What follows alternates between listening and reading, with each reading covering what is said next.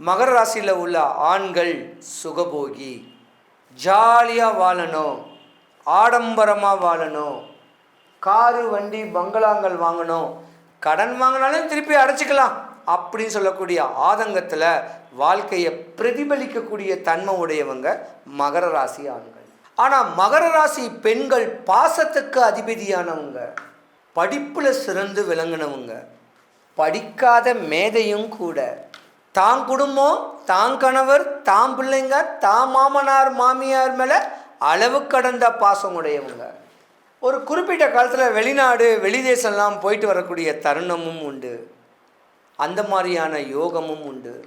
மகர ராசியை பொறுத்த வரைக்கும் ஒரு 35-40 வயசில் ஒரு இன்சிடெண்ட்டு, ஒரு ஆக்சிடெண்ட்டு, ஒரு சர்ஜரி ஏதாவது ஒன்று நடக்கும்.